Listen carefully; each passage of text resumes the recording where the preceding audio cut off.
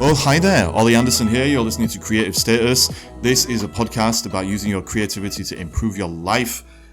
What that basically means is that we find some kind of creative outlet that we use as a vehicle for allowing ourselves to kind of face all of the parts of ourselves that we may have been hiding from ourselves and making the unconscious conscious, or that we use our creativity as a way of solving our problems and dealing with the limitations in our lives, transcending the current incarnation of our life if we want to, and basically becoming more real, more authentic, and more true to who we are, which is what we all want, so we can flow with life instead of just being stagnated and kind of just flopping around, not living a life that we actually enjoy.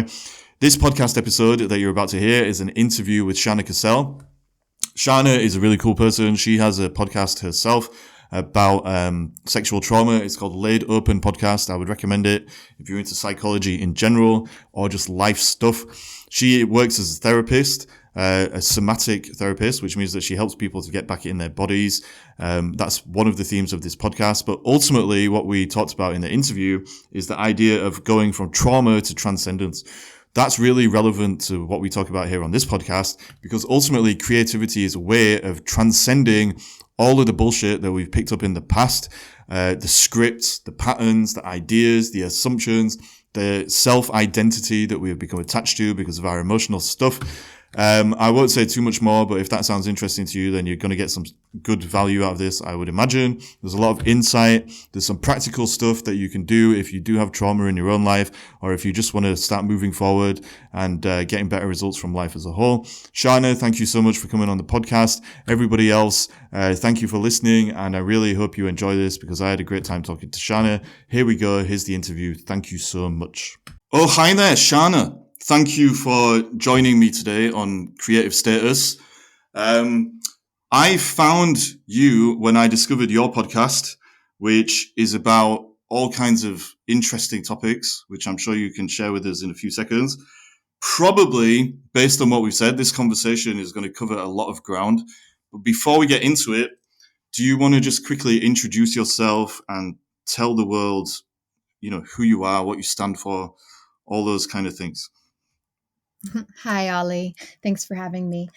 My name is Charna Cassell, and I'm in Oakland, California. I'm a body-centered psychotherapist.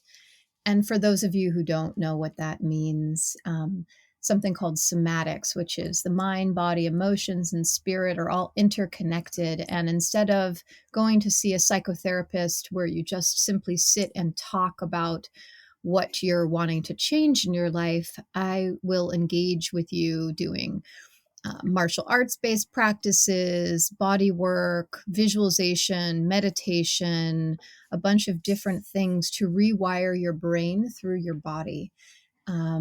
So I was a somatic coach, and then I became a licensed psychotherapist, and I specialized in working with sexuality and with trauma.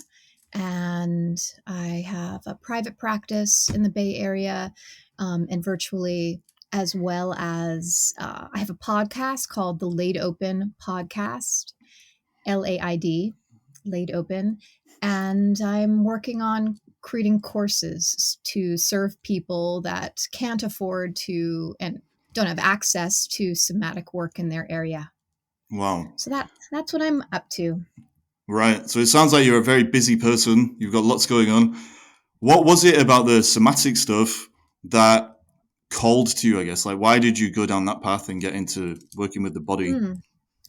Well, so in my mid-20s, I discovered a book called The Survivor's Guide to Sex. And I was healing my own sexual trauma. Well, I wasn't healing it yet. I've been in regular talk therapy since I was 14. And while I was an incredibly insightful kid, I didn't, my nervous system was off the charts. I was in a chronic state of anxiety. And so The Survivor's Guide to Sex is a book that I had come across. My girlfriend at the time owned a bookstore, and so I encountered it there. And then I moved across the country to San Francisco to do a training in teaching English as a foreign language. And I ended up staying because I ended up being offered a job at Good Vibrations, which is a worker-owned sex toy store, or it used to be worker-owned Used to be a co-op. And so Stacey Haynes, who wrote that book, it's now called Healing Sex, in case people want to find it. It's still being published, and it's a somatic approach to having a sex life after sexual trauma. And so anyways, I ended up getting a job there, and synchronistically, it was like I was meant to be on this path, because synchronistically, I ended up meeting this woman who became one of my best friends, who asked me to go to coffee. And she was talking about her therapist, Stacy, and I happened to have that book in my bag, and I pulled it out. I was like, what? I just bought the book. So I ended up in a group, a support group for survivors, and I ended up working with her individually. And I was one of the last people that she took into this group before she stopped leading it and went back to the Strozzi Institute. The Strozzi Institute was started by a man named Richard Strozzi Heckler.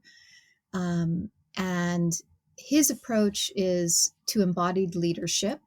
So using somatic practices, the body work, and the martial arts-based practices to rewire and help leaders become more congruent with how they want to lead and how they want to show up. And then Stacey's approach, she started generative somatics, and generative somatics is focused more on social justice and trauma and somatics. And so they became my primary teachers before I went to school for psychotherapy. And I went from someone who, couldn't take a deeper breath without having flashbacks and panic attacks in college, and to, someone who really enjoys the sensations and the pleasure of being in a body. And, I can say more about that, but that's the long story of how I came to somatic work, is it gave me back my life, and it was really transformative versus, something that just gave me a lot of awareness and insight. Like, there's so many interesting things there that we could kind of work on unpacking. I think one thing to start with maybe is what you said about how when you were just doing kind of the talking therapies and all that kind of stuff, it didn't really get you the results that you were hoping to get. And it seems to me that a lot of the talking therapies, sometimes, not always, they can exacerbate or prolong the problem of disconnection from the real self, because they just keep us in our heads going around in circles, almost on the hamster wheel of the same old thoughts and analyzing the same old patterns again and again and again. And until you get in your body, well, you won't actually get to experience that connection with yourself that you actually need to start healing. So is there something there that we might be able to sort of start unpacking? There's a lot there. I mean, there are a number of things that you also said in that sentence, talking about something called the real self. It may be called the essential self by some people. If you're familiar, I'm just going to go down this road because I think it'd be useful. If I haven't mentioned it to you, did I talk to you about internal family systems at all when we spoke previously? Not very deeply. You might have mentioned it in passing, I think. So it's just something for the listeners to check out. What you're referring to when you're saying the hamster wheel, or speaking in circles or spinning your wheel. We have an ego that is really trying to preserve our sense of self, our perception of ourself, and is invested in being in a particular way. And for one person, that might be, I'm a good guy, I'm a hero, I'm a whatever it is, and then it can delude you from the reality of certain things, or, oh, I have a perfect marriage, whatever the perception, or, oh, I'm a good Christian. And then there are these things that you're keeping, or I'm a straight man, or whatever it is, right? Yeah. that you don't want to see, because in some way it would feel threatening. It would feel like, oh, my husband would never molest our children, Mm-hmm. he's a good person. Whatever the story is that keeps you feeling safe, feeling connected and part of your dominant culture or dominant Mm-hmm. community, you will keep running that story. Mm-hmm. And what can so it's a different concept. When you think about the real self or the essential self, it's like, who were you before all of these external, all this conditioning got laid on top of you, by religion, by your culture, by your family. And then it created a sense of self that you had to perform. Who do you remember? You may not even remember this self. And often things like, Mm-hmm. working deeply, connecting to the body. Some people use psychedelics. Like, there's just different ways to access a truer Mm-hmm. remembering of who you are. Mm-hmm. Like, essentially good. You're an essentially good person. Of course, there are some people I truly believe are evil, and they've been conditioned that way. It's not they're a product of their own upbringing, but they're sociopaths, and that's a Mm-hmm. whole other story. Essentially, though, like, we all have a story about why we're bad or why we should be ashamed of ourselves in different Mm-hmm. ways. Like, we could line up 10 people and I promise you everyone has a story, you know?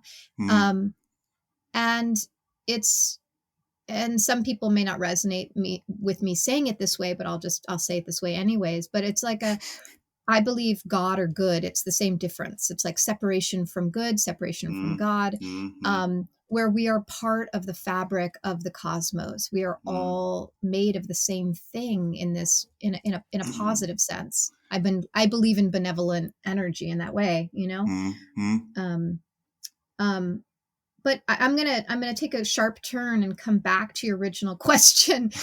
You're because I just was just kind of going off the rails a bit. But you asked me the difference between somatic work and talk therapy, and how that could connect us more to that real self. Is that right? Ultimately, yes. So I found in the way that I've done that if you Yeah. just do the talk therapy thing, Mm-hmm. then people don't. It might help them in the initial stages of recovery just to vent or unleash a lot of the things they've been holding on to. But if that just lapses into just going around in circles and analyzing things, Yeah. it just stays at the level of the ego or the false self that Mm-hmm. you're talking about. There's a Yeah. saying, you might have heard it, rearranging the furniture on the Titanic while it sinks. Yeah. Yeah. That's ultimately all you end up doing in a lot of the cases with the talk therapy. So for me, that's why I personally got into coaching, because it was very much about finding action that you can take, and that action Yeah. always connects you to reality. But maybe, it doesn't just have to be about going out and chasing action. It can be about the kind of work you're doing where you're getting into your body. Anything ultimately that is experiential and breaks you out of that conceptual prison that you have built for yourself because of the stories you're telling yourself, because of your shame or your guilt or your trauma and all those underlying emotions. So Mm-hmm. Yeah. the question was around that. Yeah, I got it. Yeah. So, I mean, what you're also pointing to, and Bessel van der Kolk speaks about this in The Body Keeps the Score, right? That he Yeah, yeah. was, he was working with vets and he was having them tell their story. And the reality is that what happens when you recount, so think about a comedian that you saw, on something that you watched, and as you retell how funny that story is or that experience was, you start to laugh, right? Yeah. So as we recount things, we feel the feelings from that moment. So it's reactivating the nervous system to recount traumatic events. And that is not useful in healing from trauma. So if you do it, you want to do it little bit. You want to do something called titration, right? So you're feeling into the thing that might feel very overwhelming, that maybe you avoid feeling, and then you come out of it and you resource. and you feel into a strength in your body. Mm. You feel into petting your dog's furry, soft belly. You feel into the sun shining on your face, Mm. etc. Mm. Right? Yeah. And so there's something going in and out, and also having um, there's a pacing, there's a mindfulness, not wanting to reactivate the nervous system. Um, and there's also the relational piece that's so important, because one of the things that really contributes to Mm. trauma staying with you, one is not actually feeling through it in the moment because it's so overwhelming. If you're under resourced, Mm. but also that you don't have someone there to comfort you and support you. And Mm. so often children are abused and then they have no one to turn to. Mm. And that is one of the things that is one of the predictors of more long-term trauma. Or it doesn't have to just be a child in that situation. It could be Mm. anything. I think Peter Levine, I can't remember which book it is of his. Peter Levine is a somatic guy who talks about trauma, seminal figure. And he talks about being hit on his bicycle, and he's driving in the ambulance, and there was a kind person who was transporting him and connecting with him, and that helped Mm. some of the trauma to run through his nervous system, Mm. Yeah. versus if he was not connected with as a human and just maybe shot up with drugs or something, and then the trauma doesn't get to the energetic charge in the body of fear and anxiety doesn't get to move through you. Mm. um, and so that's the difference. Like, just sitting and telling your story, you're concretizing, you're reinforcing a neural pathway in the brain. You're repeating Mm. it, you're repeating it, you're repeating it. Mm. And we do this, we get addicted to telling our story, and it's very useful to change your language around the story. Like, up until this point I felt this, Mm. right? Rather Mm. than this is how it is. And you also you mentioned something about action, which is Mm. really important. I would say it more like practice. Mm. So what was so huge for me in the somatic coaching that I received before, at Strozzi and with Stacy, is that these practices gave me the opportunity to practice something different than I had known and what was automatic. Yeah. Right. And Yeah. so, whether it's a new action like brushing your teeth with your left hand, that Mm. is going to orient you differently to your day, Yeah. if you, Yeah. unless you're left-handed, that is. But, um, so I think more than anything, if you change how you breathe, you find a Mm. new breathing practice, you pick up a new physical practice, like those things are going to change you more than telling your story. Unless, I will say, the caveat is that there are a lot of people out there who've had a narcissistic parent, and Mm. Mm. they have lacked empathy.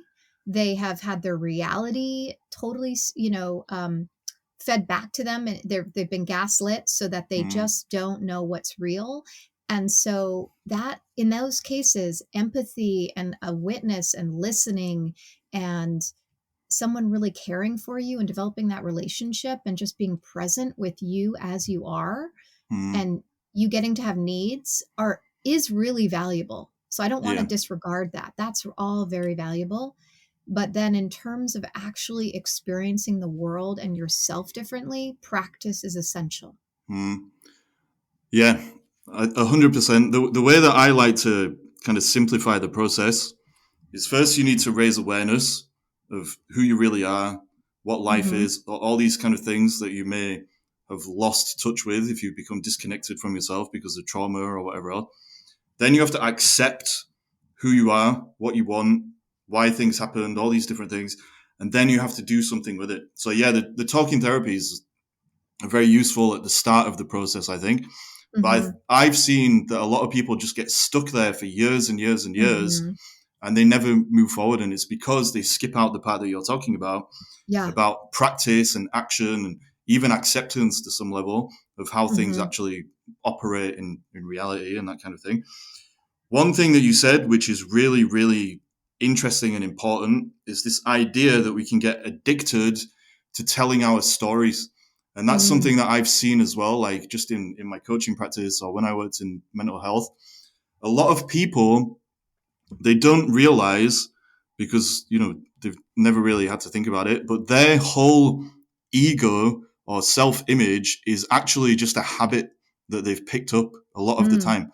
And all of mm-hmm, the things that stem from that self image, like the daily routine that we have, or the way that we relate to other people, or the sense of humor that we have, even all these different things stem from the personality we've picked up because of mm-hmm. our response to our own emotional stuff.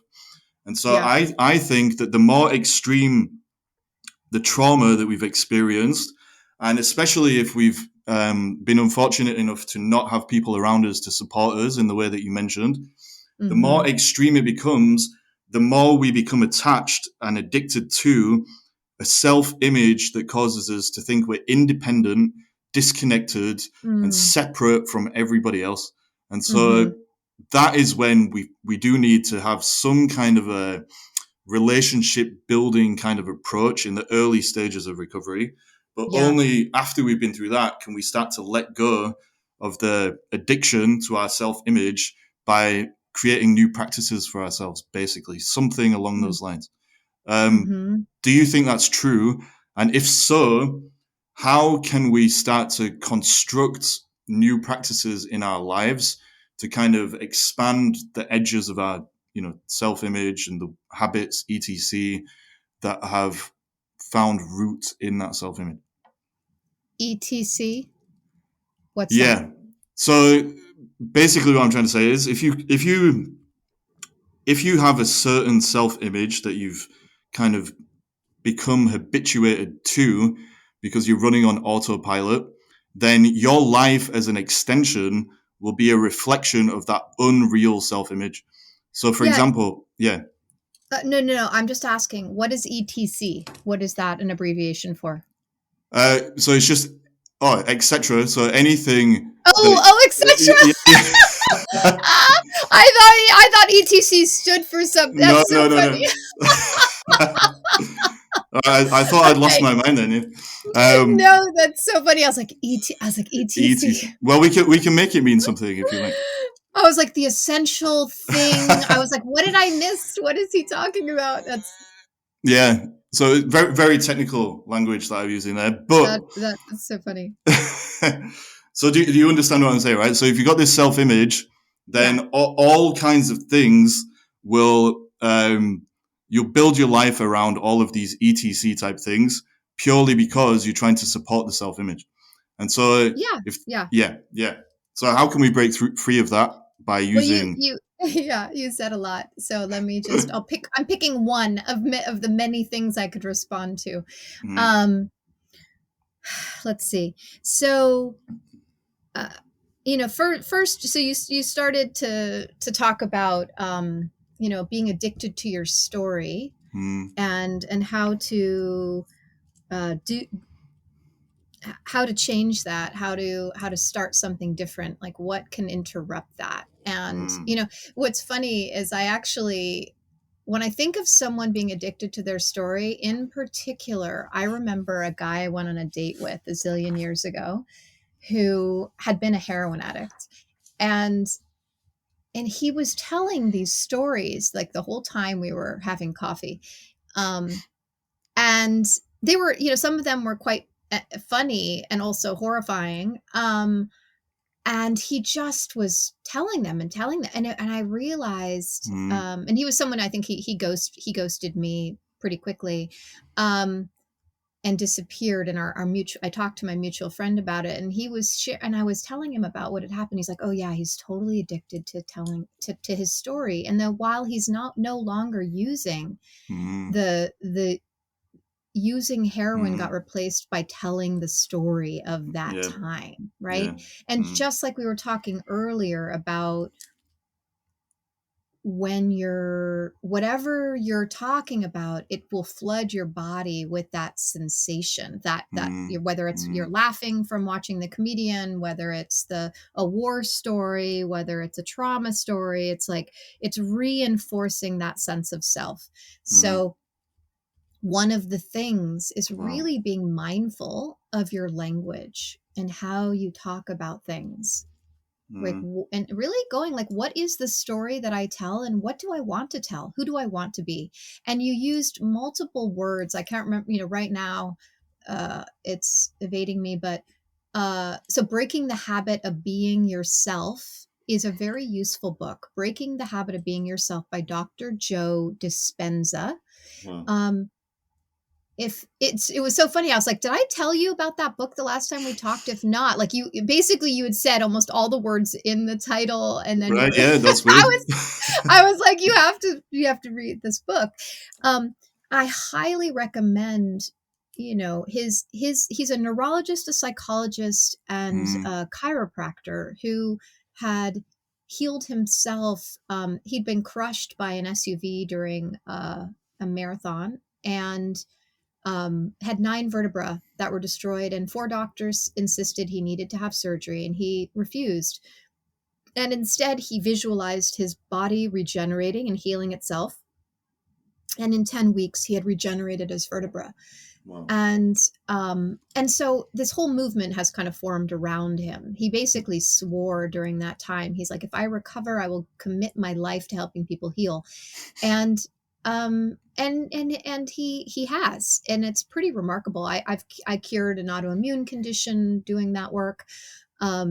Within 2 weeks of doing his meditations, I had been writing a memoir, and because I was living in the rewriting. So this is an example, actually, it illustrates it by trying to remember that story and embody that story and write it. I didn't have enough distance, and my body had such deep inflammation. I stopped being able to digest anything, and I had terrible insomnia. There was just a lot going on, and I was living in a situation with a rageful landlord that was reactivating all my childhood trauma. And so I was pretty sick, and I was working with a Chinese doctor. And within 2 weeks of doing these meditations, these guided meditations and visualizations, because he guides you through in that particular book, what's the emotion you want to unmemorize. And so I chose terror, Wow. like sitting with terror, how it lives in my body, and what would it be like if something plucked that right out of my system, and what would I want it to be replaced by? So sitting in that meditation, and I did this meditation an hour and a half every day. And after 2 weeks, my Chinese doctor was like, holy crap, what have you been doing? I'd healed myself 80%. Wow. Like the inflammation, he was like, I've never seen this. What have you been doing? So I say that. Go ahead. What were you going to say? Well, I was just going to say that that's a perfect example of what we're talking about using practice to write a new story, basically, and let go of the old identity that had been kind of holding you back and blocking whatever was going on beneath the surface and causing these kind of, I suppose, psychosomatic symptoms in this case. Yeah. Well, and this is the thing, like, I've gone to his retreats for the last 10 years, and there could be an old woman who's lived with some horrible back pain, disc bulging, no cartilage between her vertebra for 25 years, like horrible pain, and have a spontaneous healing. Wow. And I met people who cured their MS, their Parkinson's, blindness, etc. And so wow. I really believe that is possible, and yet what gets in our way, belief systems, is something we haven't really talked about. It hasn't explicitly been named, but you can think of your belief systems as your operating system. It's like it just runs your phone, and you don't even think about it, and we just accept it, like this is how the phone works. And the reality is that our belief systems are something we can choose to change, but we have to be conscious of what's running us first. And Bruce Lipton is someone who talks about the first, he's an epigeneticist. So acknowledging that the beliefs in our environment, the conditioning in our environment impacts Mm. our DNA as much as we think it's just like, oh, this is just our genes. It's, it's how we're raised. What are the Mm. people in our immediate environment believing and telling us Mm. about ourselves and about the world? Mm. And so if you can directly take that on to unpack and become conscious of, and there's lots of other things, but I'm going to pause here, give you a minute. Yeah. Like everything you're saying, I 100% agree with it. And I'm just thinking about what you're saying about the belief system thing. And I think Mm-hmm. you can simplify it, or I simplify it anyway, or try to, Uh-huh. by just looking at it in terms of wholeness or fragmentation. So Mm-hmm. either connection or disconnection, if you want to simplify Mm-hmm. it even more. So if your belief system is one that allows you to be open to yourself and all of the different parts within you, then Mm-hmm. probably you're going to have a much healthier story that's going to allow you to get better results from life, because you're not blocking yourself from life by saying that you're disconnected or Mm-hmm. that you're disconnected to other people and all those kind of things. And so we can reconfigure our belief systems to be more aligned with the flow of life in the way that you've kind of alluded to earlier on. Mm-hmm. And one of the ways you can do that is by finding a practice that works for you to help you reconfigure your belief system at the level of yourself. So how you relate to yourself, and the different parts of yourself that you may be hiding from yourself, how you relate to the world and the people in it, and then how you relate to reality itself, seeing it as either been an undivided whole. I can't remember how you referred to it earlier, but Yeah. the unified field of consciousness or whatever, Mm-hmm. or how you see everything has been separate and disconnected. And if your belief system is fragmented and it's just something that you use to kind of separate and divide your Mm-hmm. relationship with life, then obviously the story that you tell yourself will have to be something that causes you to believe you are separate from life. And if you do have a story like that and you become addicted to it in the way that we're talking about, Mm-hmm. all that's going to really do is prevent you from growing. Because if you're fragmented, then you take yourself out of the natural process or flux of life, which is about growth anyway. And I So, think, sorry, go mm. on. Oh, I don't mean to interrupt you. Go ahead. I'll try to remember. I don't have a pen. I can't write No, it no, down. it's okay. Just jump in. It's cool. Oh shoot, I may have lost it. Practice. I think that first of all, I just want to acknowledge that trauma is fragmenting. What Yes. happens, often people will remember things in fragments, Mm, and it literally can fragment the self. And in extremes cases, it's, we have, as people um, have historically thought about it, as like multiple personality disorder, or um, mm, but that we all have multiple selves inside of us, right? And mm, not in like, I don't think of it as a mental illness, but we have these young parts um, that were not addressed, that were not supported. And so we get stuck at, 5, at 10, at 12, at these different ages where there was a need that wasn't met. And it's mm, never too late to address those parts. mm, And so when someone gets triggered, it's that young part, or whatever the age is, it's those parts that we had to dissociate from, and that we didn't have enough resource to process the situation, the emotions in that mm, situation, and how overwhelming it was. And mm, so we go numb, or we space out, or we tuck deep inside of ourselves. We figure out a very creative way to not feel fully. mm, But mm, that then mm. shows up later in life, right? And Yeah. so this, you can think of it, it's like, okay, there's a fragment that didn't get addressed. Mm, And so one of the things that you've said that I haven't spoken to, that I think is so important, is the notion, it's like connection versus disconnection. mm, So there's the process of needing to reconnect to the self, reconnecting to yourself, mm, but then also healing happens in community. And especially in the United States, where I am, we're such an I culture versus a we culture, Mm, right? mm, And that there's so much isolation in that and disconnection in that. And so that's where groups are very useful. And in particular for men, I highly recommend you join a group. Um, that there's so much healing that happens when you see other people, you think you've experienced something and mm, that you're so broken because of it, or you're mm. so unusual because of it, and you realize how common it actually is. You're like, wow, humans are fucked up. Yeah. Um, and people do these things to their kids, Jesus, you know.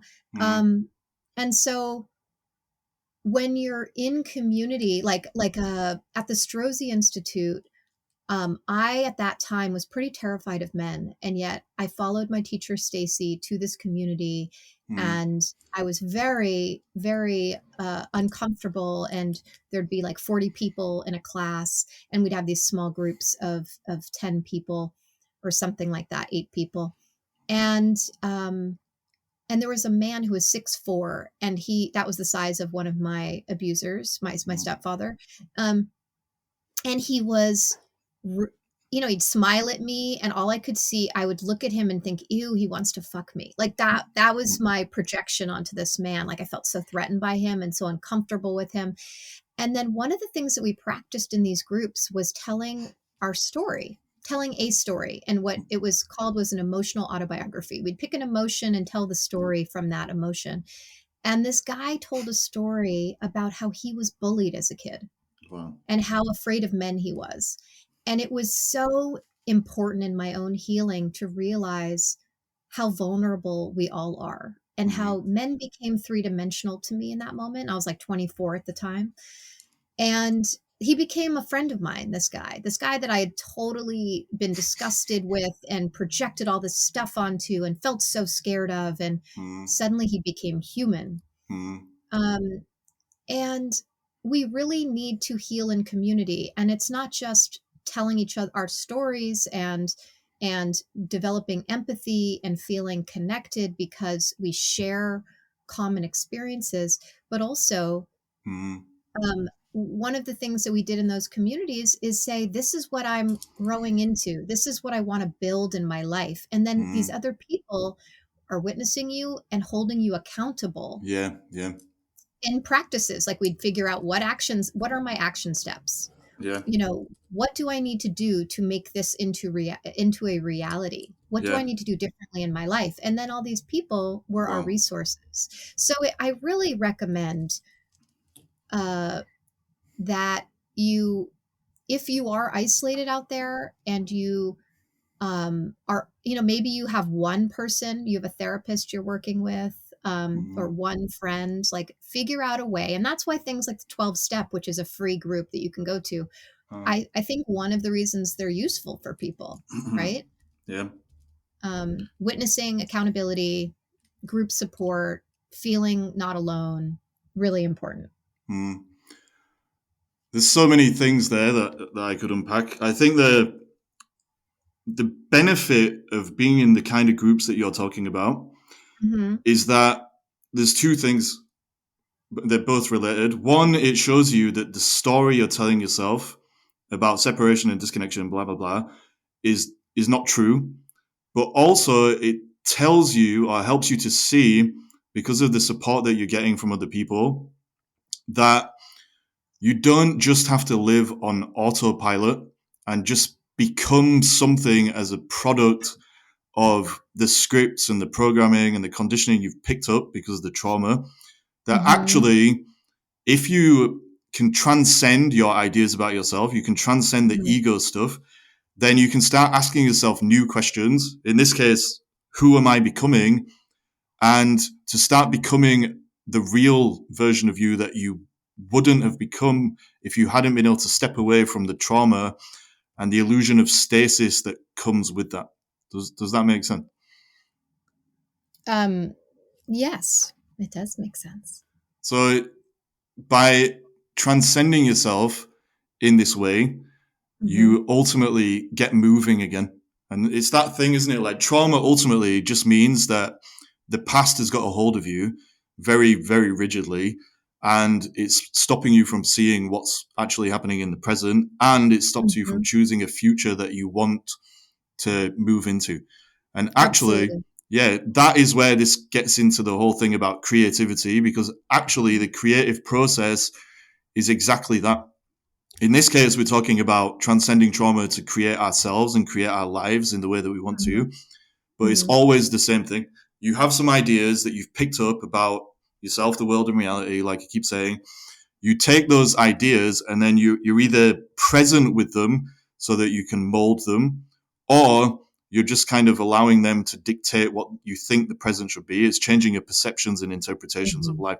But if you can get in the creative process, you can use the present to kind of move into the future, whether that's, literally becoming a different version of yourself and transcending yourself in that way, or choosing some kind of vehicle for your creative output, like writing a book or whatever it is, Mhm. that Mhm. allows you to do the same thing. Um, Yeah. Yeah. yeah. Oh, I was just gonna say around that. So, in my late 20s, I did a one-woman show, Wow. and um, and it was about healing from sexual trauma, and working at good vibrations and all the boundary crossings that occurred during that, that sparked memory from childhood. Mm, And like a particular example is one of my coworkers at one point got on the countertop. She'd been a sex worker, a stripper, and she got on the countertop and she was dancing to a song, and I was talking to someone about cock rings, I think, and so meanwhile, while she's gyrating and dancing, this guy was getting really, like, he was looking at me in this really gross way, and I was really triggered because what came up was being 10 years old and trying to do my math homework and and listening to Madonna's Lucky Star and turning the volume up really loud because I didn't want to hear my mom having sex with our abuser. mm, And she came out and to tell me to turn the music down. And she was wearing just like a lungi, which is, fabric tied around her body. Um, and she was dancing around and she started doing like a lap dance on me. And my stepdad was watching and cheering it on. And so I was like indirectly being sexualized, was mm. the original experience with my mom, and that felt like it was happening again with my coworker. Wow. And so, it was a comedic show, but it was also talked about trauma, and it also talked about the somatic process, right? Of how do you move something through the body, and how these moments, how you get sent back and forth in time, Mm, right? mm, Um, and and I got some really interesting feedback from audience members that were like, "Oh my god, I felt like I went through a healing process in watching mm, that," or "Wow, I thought of these moments that I hadn't recalled, or I dismissed and minimized, from childhood." Or and I think, whether it's creating art, mm, whether it's mm, dancing. There's a book, I can't remember, um, Sean Ray. Oh my gosh, I feel terrible. I interviewed her, and she has a book on sensuality, this like sensual IQ. mm, Anyways, she's somebody I had on my podcast, and her story is very much about how dance helped her heal through sexual trauma and reclaim her body. And I I think what you're getting at, which is so important. I mean, one of the things that trauma can do is really divorce you and disconnect you from a creative mm, impulse.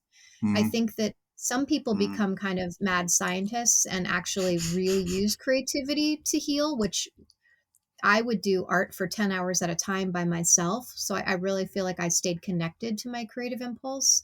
mm. Um, but other Wow. people get really, they lose their ability to imagine, right? It Yeah. literally Yeah. cuts Yeah. you off from your imagination. And one Yeah. of the signs of Wow. healing is a reconnection to creative Yeah. flow. So Yeah.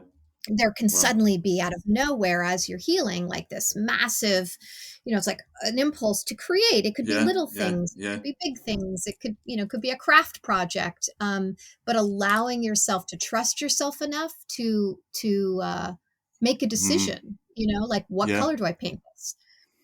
Yeah. There's so much in there to unpack, Yeah. Yeah. Loads. about, But yeah. I'm so happy that you've said that because it actually brings everything together in a really nice way, I think. So the way that I look at it in general, I think all of Yeah. us, we have a drive to move towards wholeness no matter what. All that Mhm. means is that we continuously grow into a more real version of ourselves. And that process ultimately just involves putting ourselves into situations in life where we understand where we may have been believing things that are not necessarily real. So the belief system stuff we were talking about earlier. Mhm. We all have this drive towards wholeness. And the way that it manifests for most of us is through the creative process. Mm. The problem is that because a lot of us go through life and we get traumatized or we pick up shame or we feel guilty or whatever emotional Mhm. stuff we acquire, we Mhm. create this version of ourselves that we've been calling the ego, which is ultimately a little box for us to put ourselves in and to live life through the filter of, in an attempt to keep disowning all of the things that we become traumatized by, ashamed of, and feeling guilty about. And so the more rigid or the more extreme the emotional stuff, the more attached we become to the ego or the box that we've designed for ourselves to live in, which is just a fragmented version of who we are. And so if Mhm. we are rigid to that, if we're rigidly attached to it, sorry, because of the addiction that we talked about, then obviously the creative drive towards wholeness becomes kind of blocked or disconnected. And the reason for that is because a lot of the creative process is about making the unconscious conscious. That's what I think. It's the Carl Jung Mhm. thing. Mhm. And so if you allow the creative process to start moving again or to take you where you need to go, then all of the shadow shit that you've kind of disowned consciously or unconsciously is going to come to the surface. And so a Mhm. lot of people are not ready for that because it's going to make them have to face the things that traumatize them and Mhm. etc in the first place. And so when you said that, trauma ultimately disconnects you from the creative impulse, I would say that is just a form of it's ego resistance, basically. And so when you start chipping away at it and you become ready to heal, all this stuff, the creative flow is just going to come surging up from the shadow. And Yeah. only if you've got a healthy relationship with your own ego and the belief system that you've acquired because of that, are you going to be able to allow that to take you where you need to go. And it always takes you to the Um, same place, which is just yeah. wholeness, but it's slightly different for all of us the way that it shows up. I have two examples of clients where that is relevant. Mm, One is I was working with a client and we were doing body work. And in the process of doing this body work, so very commonly with trauma, people freeze. mm, Um, so your reptilian brain will assess, am I fast enough to run? Am I mm. strong enough to fight? Or do I need to freeze and play dead to survive this situation? Well, And so freezing is a very common, and we beat ourselves up for freezing. We think it's weak. Why didn't we have regret? Like, why didn't I? We blame ourselves. Why didn't I fight back? Why didn't I run? But it's really self-preservation, and it's not a conscious choice. It happens faster than we can think. mm, And yeah, um and so well, this particular client had not played piano since she was 12 years old, and mm, she had a lot of associations um, with it, and she had been disconnected from music for that mm, long. mm, And as we did body work and reconnected her arms to her body and helped move this freeze through her system, mm, um, and thaw it out so that she could choose in the moment and allow energy to flow through her whole being. mm, She started spontaneously playing the piano. She had a piano, she just never touched it. wow, And so she started composing this Wow. insane music. And it took her on this whole incredible journey Yeah. where Yeah. she started recording albums, she started playing other things, she started dancing. It was just like her creative world Mm. exploded in this remarkable, remarkable way. Wow. And that we were both very, very surprised by, right? It was not even on the table, right? It was not something, it was a byproduct Mm. of reconnecting to her body and thawing out the stiffness Mm. and the energetic blockages in her Yeah. tissue, right? Yeah. Her connective tissue that was just stiff Mm. with old energy. Mm. And um, and this other client, I wanted to use some drawing with dreams, like having her draw some stuff. Um, and she was like, "Oh, I'm not creative. I can't draw." You Mm. know, and so we really worked with that story. And what had happened was, as a 4-year-old, her mother, she would start to draw, and her mother would take her drawing and crumple it up and throw it Mm. away and make her Mm. start again, like she drew outside the lines or something. Mm. So that what got formed was a Wow. belief: I am not creative, I am bad at this, I can't do this. Mm. And it stopped her from doing that, right? And so we had a reparative experience, and allowing her to take the risk. And so she also had Mm. developed a lot of restrictive behaviors, Yeah. OCD, etc. Yeah. Yeah. Yeah. Um, or as you would say, ETC. Um, um, What and does that mean? let me break it down for you. Elephants thank, I don't know, at Christ. Yeah, I was gonna And say that. that's exactly what it means. So, and and so what she was then able to do was um Wow. start to, like, her dreaming life became like, she just had a very different relationship to her dream life and to her ability to self-express. And it's Mm. crazy how these tiny little moments Yeah. that happen, that you might think, like, I mean, there was so much more, like, the rest of her story was so intense, right? There's all this Mm. other trauma, but this tiny little moment Mm. became a window Mm. into healing, right? Yeah. A little Yeah. doorway, rather. Yeah. Yeah. So nothing is too small to become a Mm. practice. Yeah. 100%. Like it doesn't have to be like anything massive at all. It's like you just said, it can be a tiny thing that just plants a seed that puts you back on the right path. And Mm-hmm. I think that the second example you gave is a perfect Mm-hmm. example of how shame can kind of screw up our lives. So I Mm. think first we get shamed for, by our parents or teachers or whoever it is. That makes us start to hide certain parts of ourselves. So in her case, it was the creative impulse to draw things. Over the years, we forget that we're wearing a mask, which is basically a version of ourselves that's had those parts truncated, and we think that's who we are. And so we start telling ourselves these stories, I'm just not creative, or I'm no Mm-hmm. good at this, or blah, blah, blah. We start hypnotizing ourselves with the bullshit that we picked up from outside. And that eventually becomes, our reality. I'm saying reality in scare quotes because we just filter everything through it. But then if you can do something, like you've just said, which is ultimately to turn that into some kind of a practice, you can start Mm-hmm. to crack yourself open again and put yourself back on the path you were supposed to be on. And the other Mm-hmm. interesting thing about that example is that it sounds like purely because of that incident in her childhood, or that pattern of incidents, she became kind of a control freak in an attempt to kind of keep that hidden shadow stuff at bay. And I think that a lot of people in the world who are control freaks, and they tell themselves, that they're no good at this, and they're trying to be perfectionistic about basically everything, it Mm-hmm. always goes back to some incident like that in the past where they've picked up some story again, that certain parts of themselves can exist or don't exist. But the thing is, reality never goes anywhere, right? And those parts are always real. All you can do is hide from them, but they'll still keep trying to call for your attention from beneath the surface of your whole life until you actually listen, or you put yourself in a situation where you can you become aware of it and you create a practice that speeds up the process. Yeah. Yeah.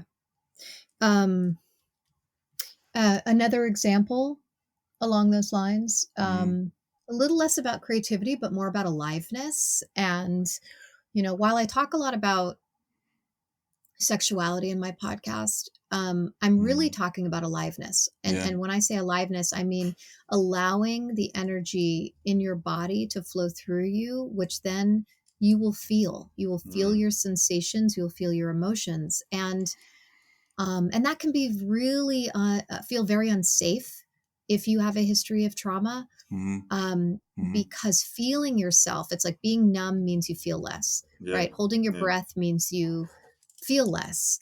And it can feel very threatening, like your own sensations are scary, is how I used to live. And so I'm just thinking about doing body work with a client, which when I do body work, I'm talking about working with connective tissue and new breathing patterns, in increasing someone's oxygen, or having them breathe more and bring more oxygen in, will highlight the places in their body where trauma is stored. Those areas will either be completely blank, or those areas will be tight, and there'll be pain or tension there. And I'm thinking of somebody who didn't feel her legs at all. Wow. And I had a sense of, wow. I'll ask someone like, what's your, and it's very common. I'll just say that most people will feel like from their upper chest up. A lot of people do not feel their pelvis. They do not feel their legs. And depending on what someone is wanting to work with and what their intention is when they lay on the table, that'll guide me in terms of what feels safe to bring online. What are they really intending or asking for? And so when you have a new felt experience, that invites a different perception of yourself and the world. And so what occurred was her feeling all of this sensation and aliveness in her legs. And she's like, I feel playful. I feel like I could jump on a trampoline. I feel like I could, and your legs are something that you run with, you fight, you kick with, you take a stand with, right? And so if you don't have access to your legs, you can't do those things. Or you jump and play, right? You skip rope, you're silly, you kick your legs in the swimming pool. And she'd grown up in a very restrictive Catholic home. And so that was basically taking away permission for joy and play for her. Yeah. And so we brought that back online, and joy and play was also an important part of having an embodied sexual self-expression, rather than it having to come out sideways in a secretive way, which was what she was trying to work with, was like, how do I not feel so much shame around my sexual behavior? Yeah. So again, it's like how reconnecting someone to their physical experience, what's happening inside of them, then impacts how they react and interact with the rest of the world, their relationships and their community, and then how they perceive the world and themselves. Wow. And it's all connected. Like, obviously the mind body is one system. And I think one thing that I should have probably said in this episode already is that the ego thing that we keep talking about, this self-image that we get addicted to, that kind of blocks or prevents us from kind of owning and facing all these different parts that get hidden in the shadow. The ego, it actually just arises as a survival mechanism, right? So it's not good, it's not bad, it's just something that helps us to survive whatever we've been through, so we don't have to feel all of those unsavory emotions before we're ready or anything like that. But actually, if we become identified with the survival mechanism, then it will screw our lives up in the long run, because it prevents us from facing all of these things that we need to face, to own ourselves and to live the real life that we want to live. And what you just said about it showing up in the body is really interesting to me. So that the last example you gave about the Catholic girl, like, I'm going to make a whole bunch of stereotypes here just Mm-hmm.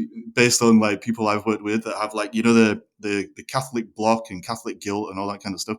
Mm-hmm. Mm-hmm. Probably we can assume that this person, as she was growing up, the way that she had the only way that she could survive in her family unit or whatever you want to Mm-hmm. call it was to cut off all of these different parts where she felt free to kind of go out in the world and do all the things that she wanted to do. And so she became kind of locked in her body because of her relationship with her mind. And only when she did the work of reconnecting the two and kind of breaking out of the survival pattern was she able to, you know, start thriving in the world in the way that she actually needed to do and had to do to be a real version of herself. Mm-hmm. Mm-hmm. Yeah. Yeah. It's just I mean, all, sorry. oh no, I was just going to say, I think generally speaking, and I will just say this, I will make this statement and stand behind it, that very often Catholicism or any kind of fundamentalist religion lives in the body like sexual trauma. Yeah. That the amount of shame and disconnection from the body um, is very damaging. Mm, And and it's that's really how I define sexual trauma. It's not just child sexual abuse or sexual assault, but a level of restriction, wow. whether it's living with a mentally ill parent, or an addicted parent, or living in a racist society, like all these things that Mm, where we have to control how we are in order to be safe yeah. or feel Yeah. connected, Mm, cuts us off from our life mm, force, yeah. which then impacts our sexual self-expression. Mm, And that's really like the thesis of the book that I was working on before I started a podcast and had no longer had time to write. Um, but that's how I see things, is really mm, and there are other authors and people who speak about how mm, religion, mm, especially fundamentalist religion, um, lives in the body that way. yeah. Like when I worked with people that heard voices, like a lot of people that had that problem, which is ultimately caused by Mm. dissociation, were like they did have a Catholic upbringing and they just picked up a lot of guilt because of that. But actually, I don't Hmm. think it's just religion. It's any dogmatic, rigid point of Yes. view of life. Anything that is dogmatic or rigid gives other people a Yes. reason to shame you and it gives you a reason to feel guilty. Both Mm. of those emotions are useless, I think. But if you Yeah. are brought up like that, the only way you can survive is by cutting off parts of yourself. And I think that explains the state of the world in general. I think there's so many Hmm. people running around. They've got more shame and trauma and dissociation because of those things than most people even realize.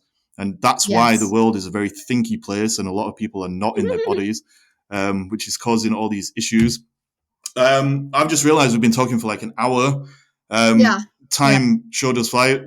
Probably we should wrap up. Have you got any final words or anything like that to kind of sum up this whole, you know, Mm. conversation? I was going to think of a fancier word than conversation, but yes. So yeah, and also, can you tell people where they can find you and that kind of thing if they want Yeah. to track you down? Yes.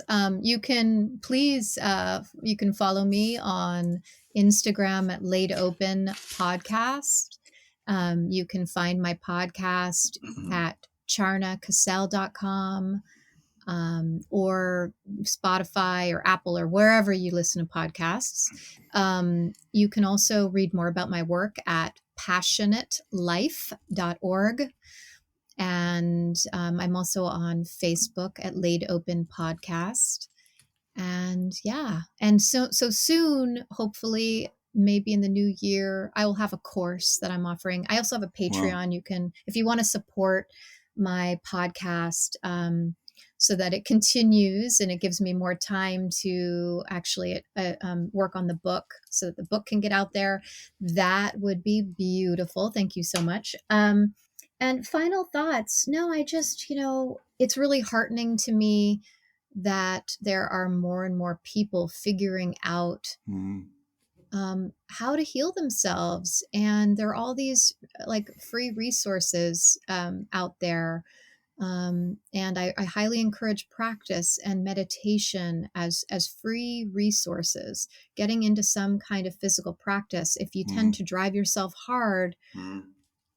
do something that slows you down. If you're a runner, start walking. If you're if you're hardcore practice person, pick something like yin yoga, do something soft. Mm, You mm, want to develop the opposite muscle of what your habit is in order to mm. break a habit. Wow. And yeah, I'm just really wishing you all the listeners, the best in their healing, and wishing you all have really a vibrant, pleasure filled, permission filled existence. Wow. I think that was a really amazing way to just finish that. So I'm not going to ramble too much. Okay. But Charna, thank you so much for coming on. I feel like we could have kept talking for a lot longer probably. Yeah. But yeah, that was awesome. Thank you so much.